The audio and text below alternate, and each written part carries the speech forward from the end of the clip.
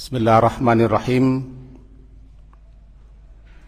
Alhamdulillahirabbil alamin. Wa bihi nasta'in ala umurid dunya waddin. Asyhadu an la ilaha illallah wa asyhadu anna Muhammadan abduhu wa rasuluh. Allahumma salli ala Muhammad wa ala ali Muhammad. Menyambung kajian kita surah At-Tur, surat yang ke-52, halaman 523, juz yang ke-27, halaman 523, surat ke-52. A'udzu billahi minasy syaithanir rajim. Bismillahirrahmanirrahim. Wat-tur wa kitabim mastur fi raqqim mansyur wal baitil ma'mur was saqfil marfu' wal bahril masjur. Inna 'adaba rabbika lawaqi'. Ma lahu min dafi'. Yawma tamurus sama'u mawra wa tasirul jibalu sayra. Surat ini berdasarkan hadis riwayat Imam Bukhari, salah satu surat yang dibaca oleh Nabi ketika salat maghrib. Dalam riwayat itu disebutkan tidak ada yang seindah dan semerdi itu bacaan beliau ketika beliau membaca surat ini. Juga disebutkan oleh Ummu Salamah ketika Ummu Salamah istri Nabi bertawaf mengelilingi Ka'bah, terdengar bagi beliau Rasulullah membaca surat ini dengan suara yang agak keras. Karena surat ini mengandung pesan-pesan setentang pokok-pokok akidah, sendi-sendi atau pondasi-pondasi keimanan. Keimanan kepada kemahaesaan Allah, kepada kitab yang diturunkannya dan rasul yang diutusnya, keyakinan kepada adanya kehidupan akhirat, kehidupan setelah dunia, kepastian akan datangnya azab yang menimpa kepada pembangkang dan ingkar, dan sebaliknya bagi hamba-hamba Allah yang bertakwa dipersiapkannya balasan yang sebaik-baiknya. Kira-kira itu intinya. Mari kita mulai memahaminya. Allah bersumpah dengan 5 hal, 5 perkara. Pertama dengan Tur, aku bersumpah demi Tur. Tur itu bermula artinya gunung. Gunung yang ditumbuhi oleh berbagai macam pepohonan yang hijau, yang bermanfaat, disebut dengan Tur. Maka bisalah dikatakan Gunung Merapi, Gunung Singgalang dengan Tur, karena banyak sekali tumbuh-tumbuhan, tanam-tanaman yang hijau, yang rindang dan subur, namanya Tur. Kalau dalam artian ini berarti Allah bersumpah dengan sebuah gunung, semua gunung-gunung. Gunung-gunung adalah salah satu makhluk terbesar di permukaan bumi. Dan gunung ini adalah pasak panjang bumi, supaya kamu jangan bergoncang di bumi ini, sebagaimana disebutkan dalam surat Luqman, Antami dabikum. Terlalu banyak faedah manfaat gunung. Ada juga ulama memahami Tur di sini adalah salah satu nama tempat. Di situ Nabi Musa menerima wahyu. Letaknya di Gurun Sinai, masuk wilayah Mesir. Tempat pertempuran antara Israel dengan Mesir dan dibantu oleh sekutu masing-masing. Sinai, di Sinai itu ada nanti Tur. Terkenal lah dia dengan Tur Sina. Tur Sina. Banyak ulama memahami Tur di sini adalah itu. Aku bersumpah demi Tur yang ada di Sinai. Di situ Nabi Musa diangkat oleh Allah menjadi rasul beserta saudara beliau yaitu Harun. Sekaligus beliau menerima kitab sebagai pedoman dan petunjuk. Walaqad atayna Musal kitaba fala takun fi miryatin min liqa'ih wa ja'alnahu hudan li bani Israil. Surat Sajdah tidak salah ya. Allah bersumpah dengan Tur ini. Yang kedua sumpah Allah dengan kitabim mastur. Aku juga bersumpah demi kitabim mastur, demi kitab yang ditulis. Mastur, satar. Satar itu satar, rapi, indah. Hurufnya tersusun, tulisannya sangat bagus. Ini satar, tulisan yang rapi, indah, teratur. Senang melihat, senang membaca, suka kita memperhatikan. Satar. Mastur adalah kitab atau buku yang disitu ditulis dengan sangat indah. Kitabim mastur. Ulama memahami kitabim mastur ini adalah Quran. Karena tidak ada yang seindah, serapi, sebagus susunan bahasa Al-Quran dan tulisan juga tidak ada yang menyanyi dan menandinginya. Bahkan kitab Al-Quran adalah kitab yang penyempurna, pelengkap. Kitab terdahulu bukan berarti kitab terdahulu kurang sempurna, tidak, tapi dilengkapi dengan Al-Quran. Kalau dua ini kita pegang, berarti Allah bersumpah demi Taurat yang diturunkannya kepada Nabi Musa di Tur, atau Nabi Musa di situ menerima wahyu pertama kali, dan demi Al-Quran yang diturunkannya kepada Nabi Muhammad sallallahu alaihi wasallam, yang Al-Quran itu sendiri sangat indah, mempesona, menakjubkan. Bernamalah dia Kitabim Mastur, kitab yang ditulis.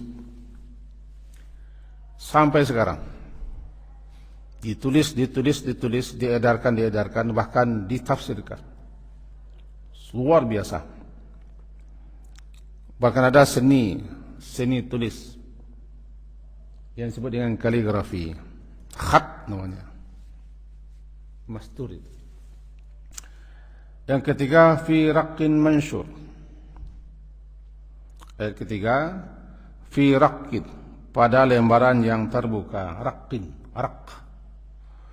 Secara bahasa raq itu bahan yang dipakai untuk menulis, apapun bahannya. Dulu ketika turun wahyu, sahabat-sahabat suka menulis karena mereka takut hilang, dan memang Rasulullah angkat juga juru tulis 6 orang. Mereka tulislah di pelepah-pelepah, di kulit-kulit, di tulang-tulang,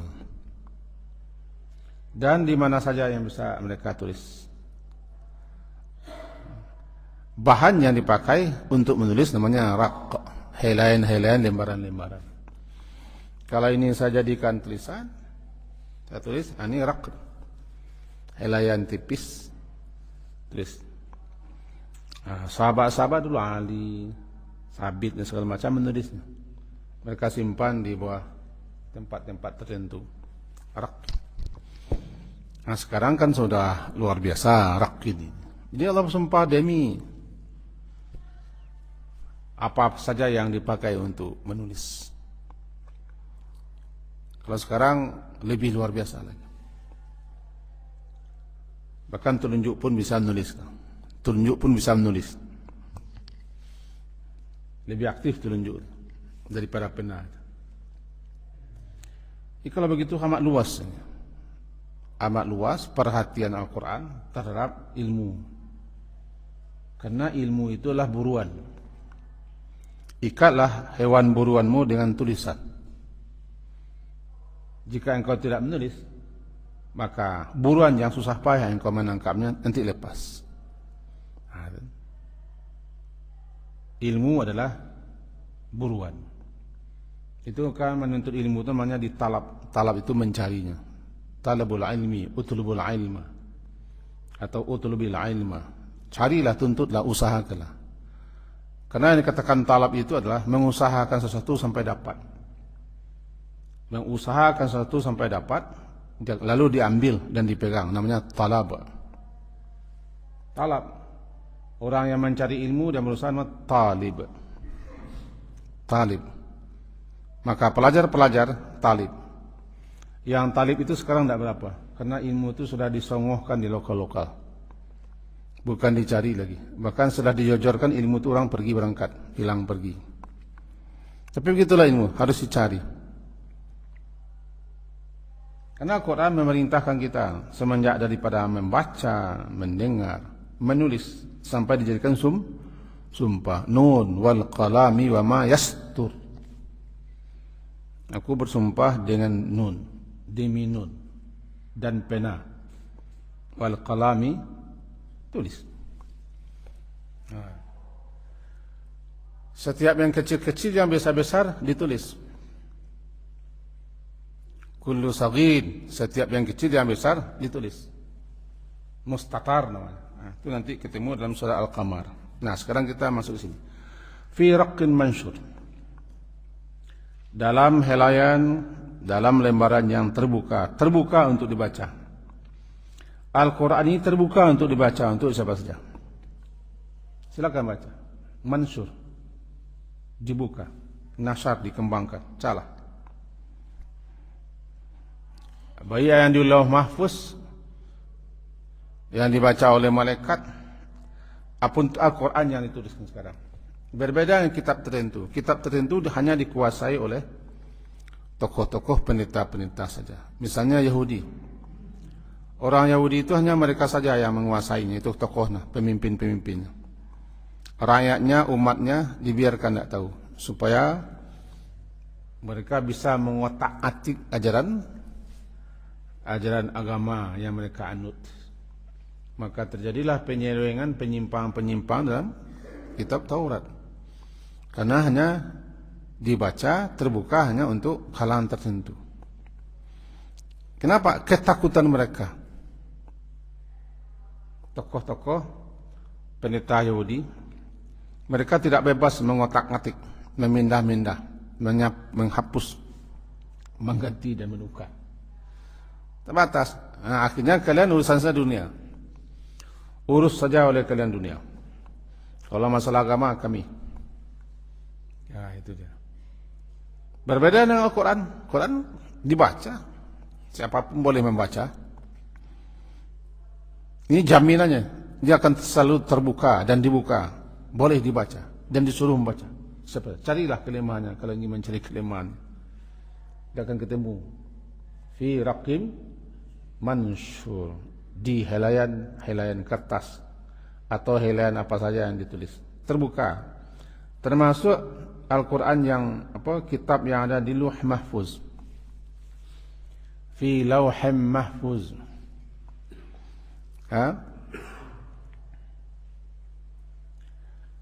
Yang Allah pun jadikan sumpah. Fala uqsimu bimawaqi'in nujum. Wa innahu lakasamul law ta'lamuna azim. Innahu laqur'anun karim fi kitabim maknun la yamassuhu illal mutahharun. Dijadikan sumpah kitab yang ada di sana. Kemudian wal baitil ma'mur. Al bait rumah, al ma'mur yang diimarahkan.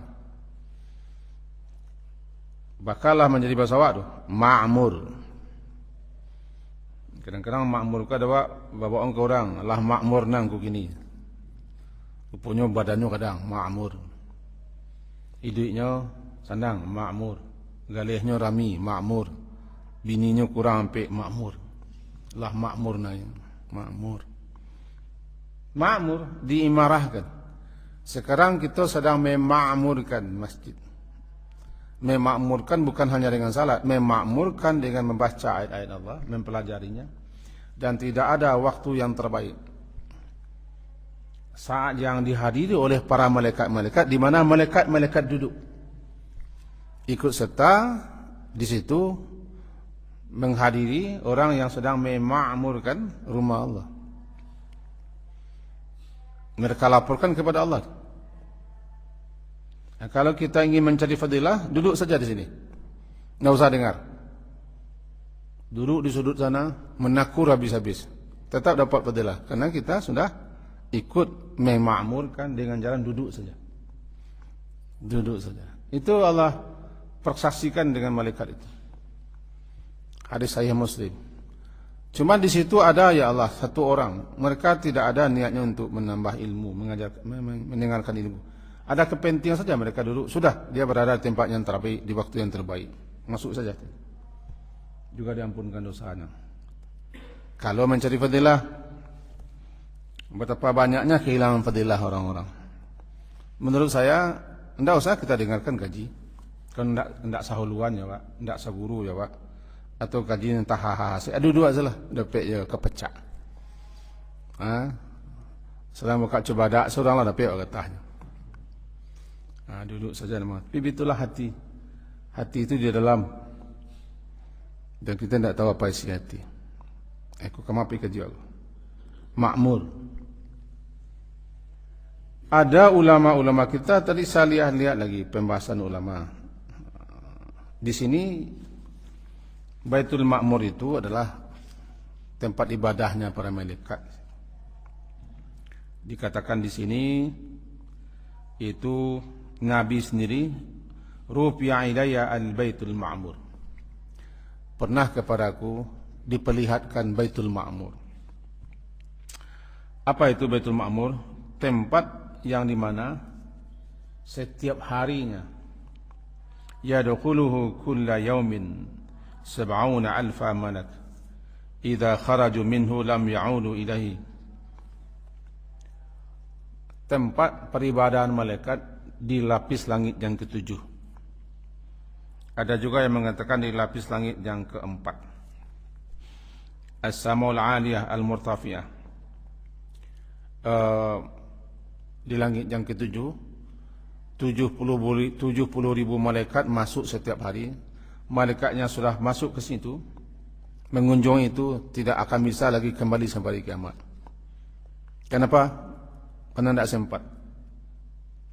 Begitu banyaknya malaikat, mereka yang telah berkunjung tidak sempat lagi datang, tidak bisa datang ke tempat itu. Setiap hari 70,000 malaikat bertawaf beribadah di situ. Habis itu pergi, masuk. Yang sudah datang tidak bisa lagi. Kenapa? Mengasih kesempatan kepada malaikat-malaikat yang lain. Ada juga yang mengatakan Baitul Ma'mur itu Ka'bah,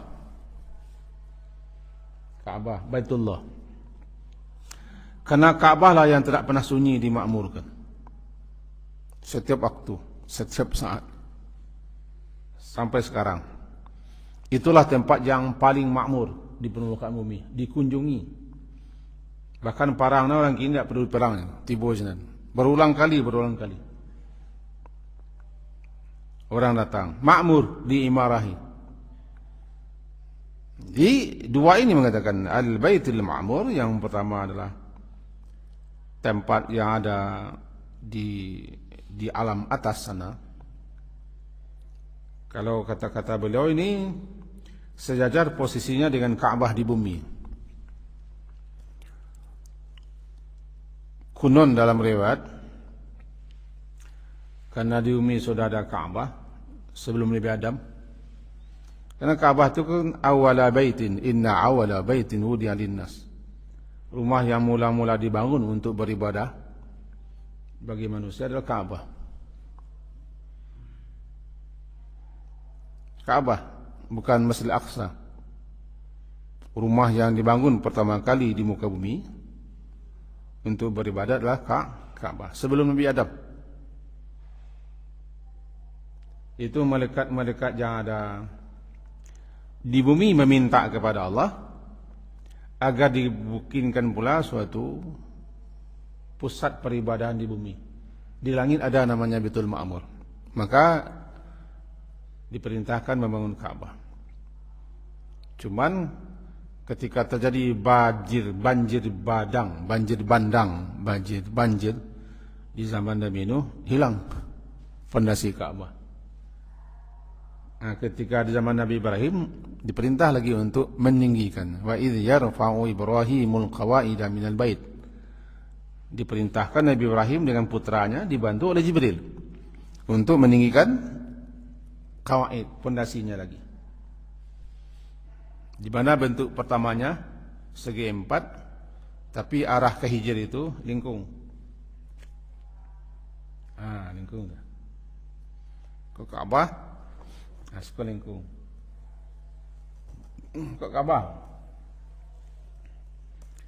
Terjadi lagi banjir, runtuh. Maka orang-orang Quraisy beriul memperbaiki, merenovasi.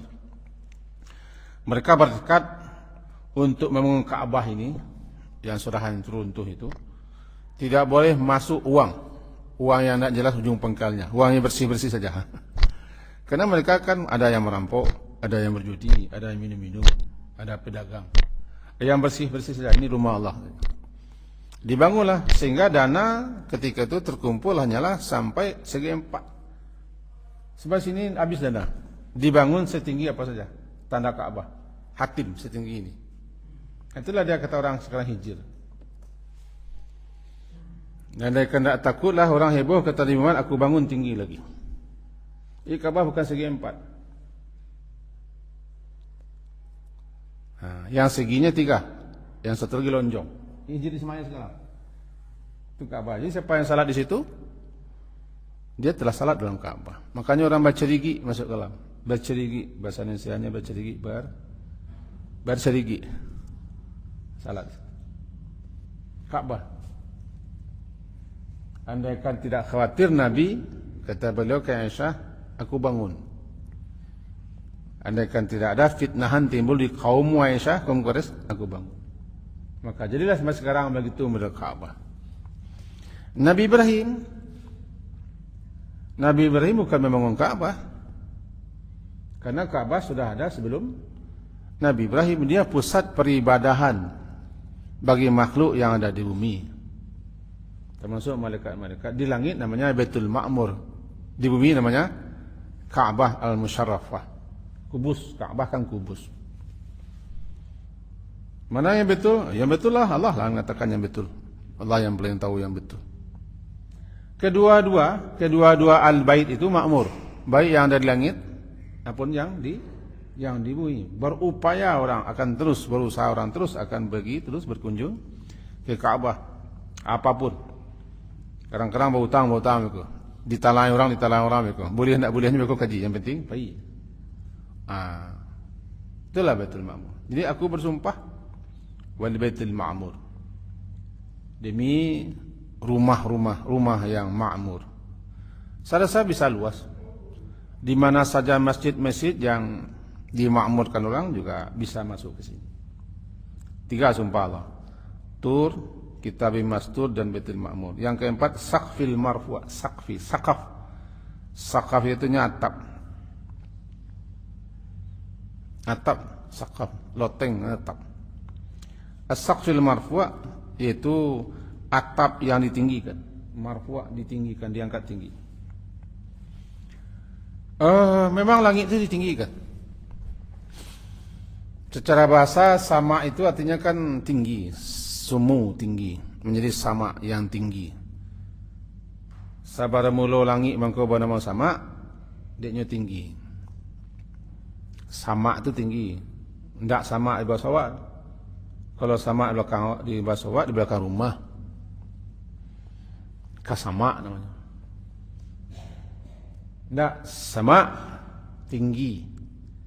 Asal kata sumu, sama. Jadi nanti ada perubahan bahasa. Yang tinggi dikatakanlah dia sama, karena langit itu tinggi, makin lama makin tinggi, sama.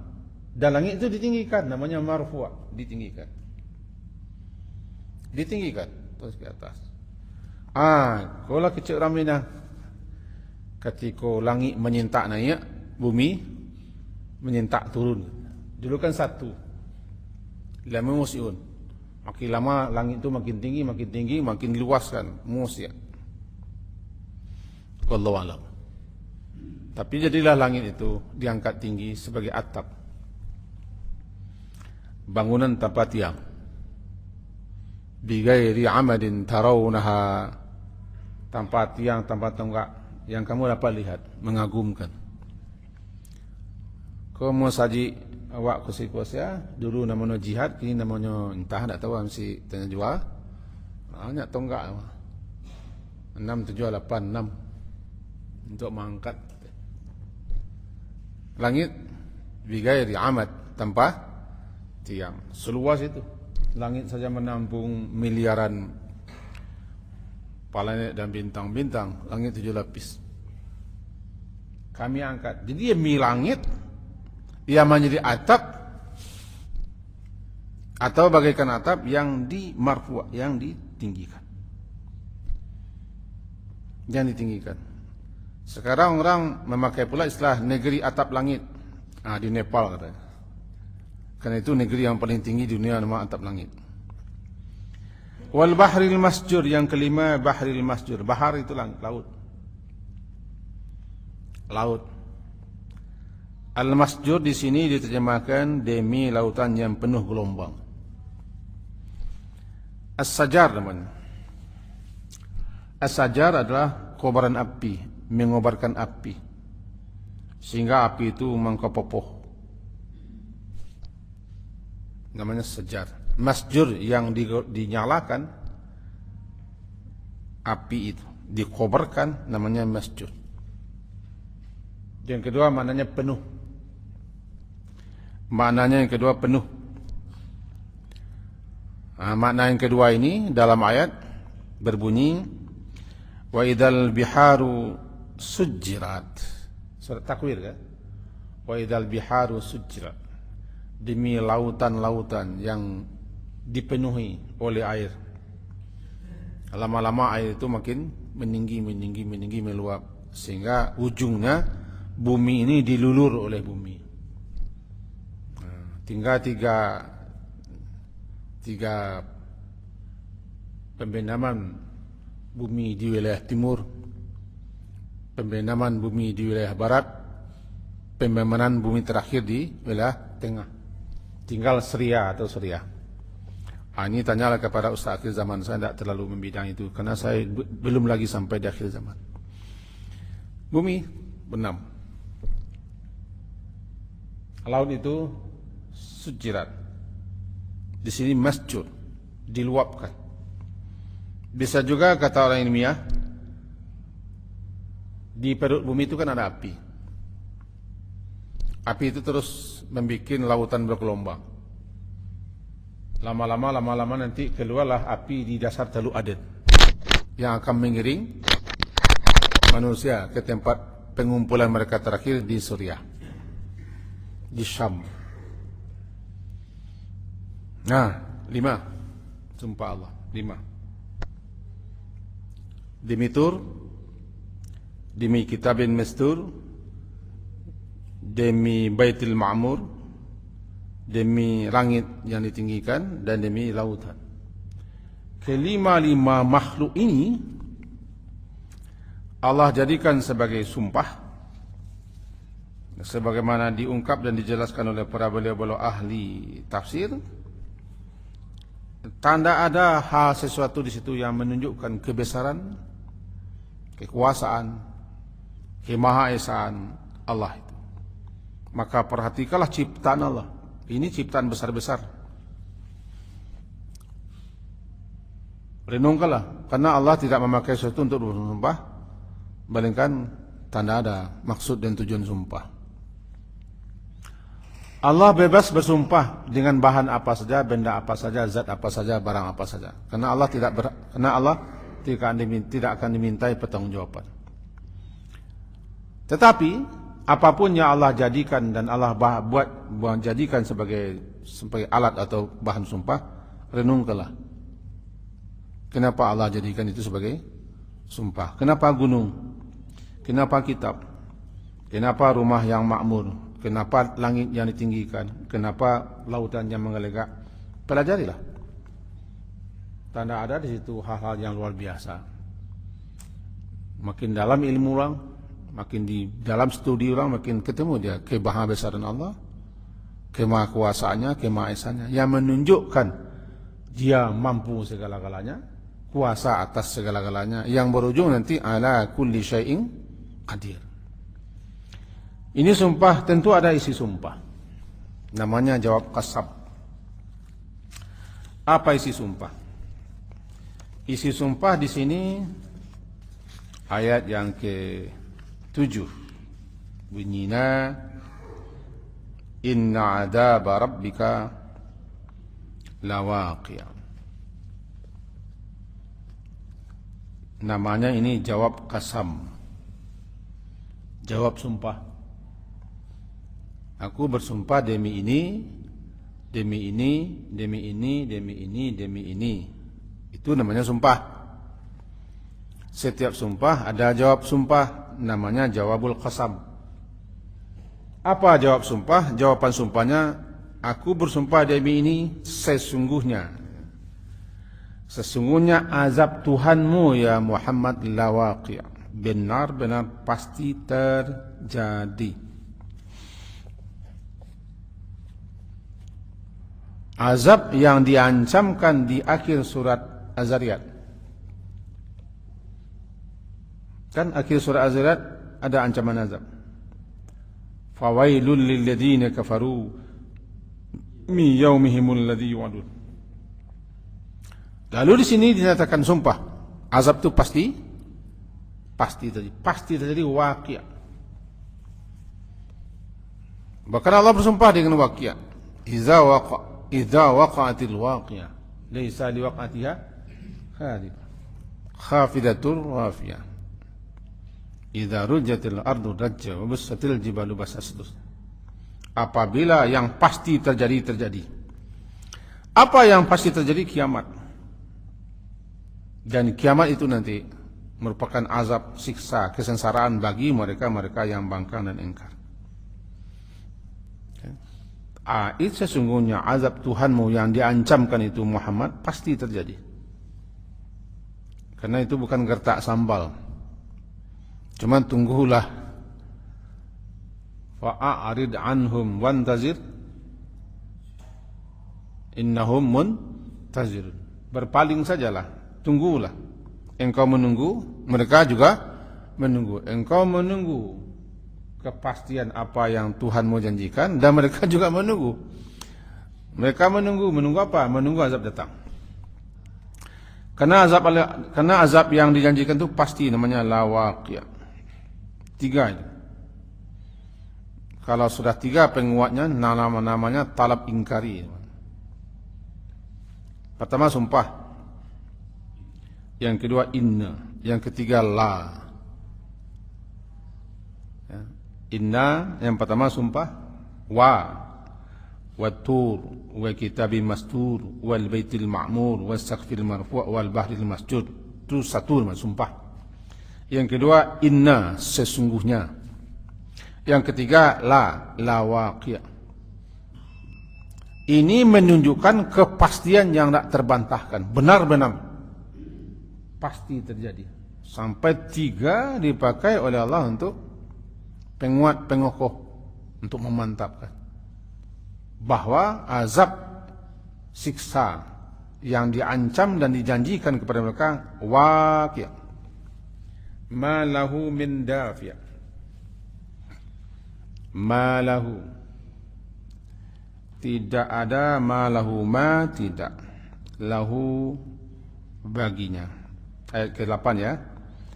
tidak ada sesuatu pun lahu baginya min dafi' satu pun yang bisa menolak dafi'. Dafi' itu daf'u. Daf'u itu menolak. Sebelum datang sudah ditolak. Namanya daf'u. Ini menyatakan tidak ada satu pun kekuatan, tidak ada satupun daya upaya kemampuan siapapun dia yang akan bisa menolak, menangkis, menahan azab yang sudah dijanjikan itu. Dan ini mengerikan. Salah seorang yang mendengarkan Nabi membaca ayat ini ketika berkunjung ke Madinah, namanya Jubair ibnu Mut'im, datang ke Madinah memperundingkan tawanan perang Badar. Rupanya di waktu maghrib terdengar baginya Nabi membaca Wat-Tur ini. Dia terpaku di tempat tegak penuh ketakutan karena dia orang Arab, orang Makkah. Rupanya orang Makkah ini tahu bahasa Arab. Itu hebatnya. Jadi ketika dia dengar Nabi membaca di surat itu di waktu maghrib, dia berkunjung ke Madinah untuk membicarakan tawanan perang Badar. Di perang Badar kaum Quraisy kan kalah. Ada tawanan, diutus dia. Nah, didengarnya ketika itu Nabi sedang memimpin salat maghrib, membaca keras. Dia terpaku berdiri, takut, gemetar dia. Ketika Nabi membaca Wat-Tur ini gemetar. Konon kabarnya di pagutnya Nabi setelah itu. Takut dia kalau berpisah dari Nabi azab itu tiba. Karena bunyinya lawaqi' ma lahu min dafi'. Alangkah indahnya, alangkah begitu berkesannya kalau kita membaca ayat, kita mengerti yang dibaca. Ya. Makanya imam dianjurkan, bacalah ayat-ayat yang jamaah rada-rada mengerti. Jangan panjang-panjang, imam makmumnya melayang-layang. Itu bagi imam yang dapat, yang hafal. Bagi makmum tidak. Sehingga makmum setelah Al-Fatihah menganga saja.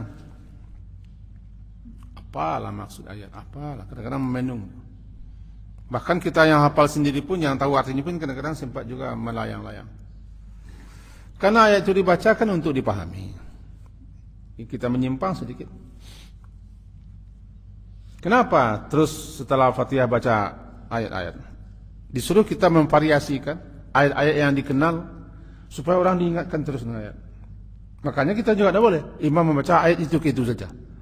Inna ataina lila fi Quraisy.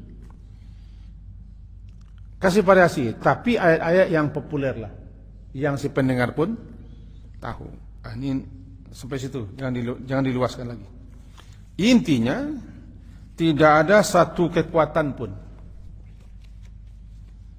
karena la haula wala quwwata illa billah. Tidak ada satu kekuatan pun, satu daya upaya pun di alam semesta ini, kecuali ada kekuatan setelah yang ngasih.